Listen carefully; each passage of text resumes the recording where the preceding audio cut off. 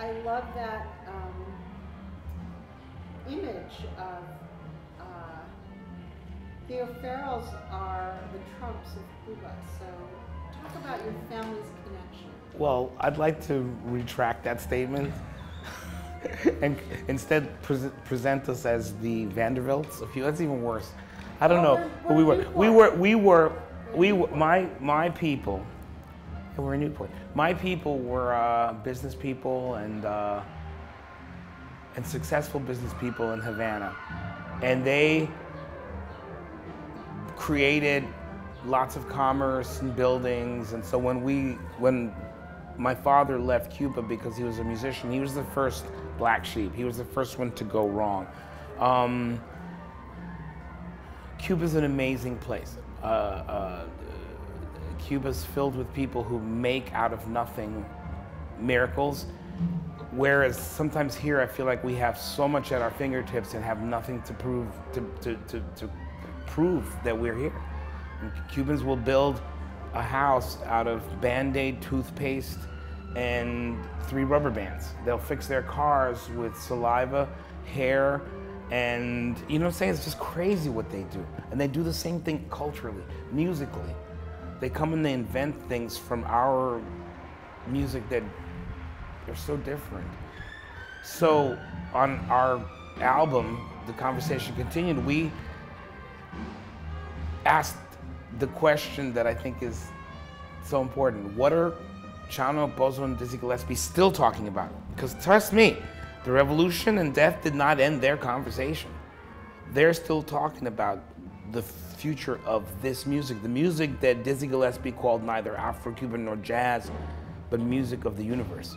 And I think that's where they were going. And so we got 6 composers, 3 American composers and 3 Cuban composers, to imagine what that music sounds like, the music of that conversation. And I think that being there, I mean, I'm really grateful to President Obama and John Kerry and President Castro for bringing this moment to pass, because I think there was an unhealthy relationship.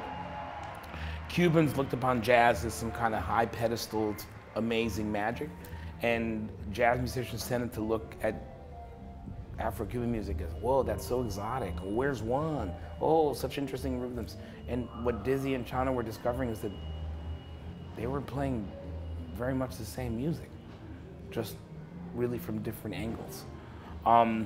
And so on our album, we actually recorded in Cuba during the historic announcement with guest composers and instrumentalists from the United States and Cuba, including Rudresh Mahantapa, Michelle Rosewoman, Jacek Manzano, Bobby Carcassez.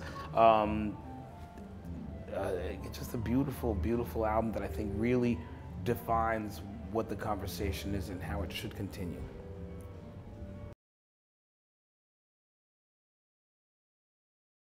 The work that we're doing to continue this as a project. The conversation continues isn't just about Cuba. So the conversation continues Chile. The conversation continues, we would like to continue the idea, because the idea of the conversation continues is not just a record. That's really simple and actually very tiny-minded. The conversation continues is also education. We want to build healthy student exchange programs, which we're doing at Brooklyn College, by the way. The presidents of Brooklyn College and the president of the Instituto Superior de los Artes in Cuba met face-to-face to talk about faculty and student exchange programs. So my job, as I see it, is to connect Cuba with Chile, with Warsaw, with Zimbabwe, with St. Louis, I mean, that's the way I look. So the conversation continues is the model, the platform on which we look at the future of human relations, man, because there's a lot of anger and hatred in the world. And for me, music, it makes no sense to not follow music as a model in which music, again, it's a cultural fluidity that has informed all our lives throughout the planet. That should be the model for commerce, for governance, for everything. What else? Oh, wonderful opportunity that I'm being given by the Apollo Theater, which commissioned the Afro Latin Jazz Suite. They're commissioning me to write a piece called the Cornel West Concerto, in which Cornel West will be the soloist. He will actually be in front of the orchestra, speaking, as he does so beautifully, but also improvising, and which he does also so beautifully. And I can't wait for that. That's April 2nd. And the conversation continues, comes out August 21st on Motema, and I think it's my life's work. The Afro Latin Jazz Suite with Rudresh Mahantapa is really the finest piece that I've been allowed to participate in the creation of.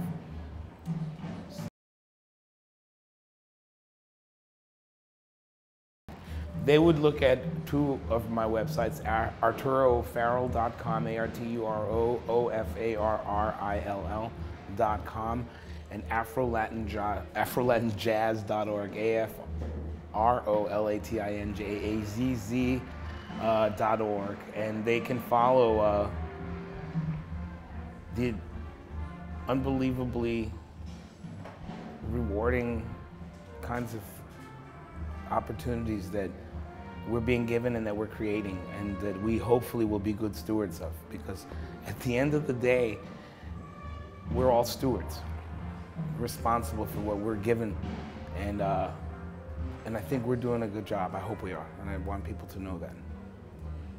They would contact the Brooklyn College Conservatory of Music at CUNY, the City University of New York, and find out about the Global and Contemporary Jazz Studies Master's Program, which we're actually opening in September of next year.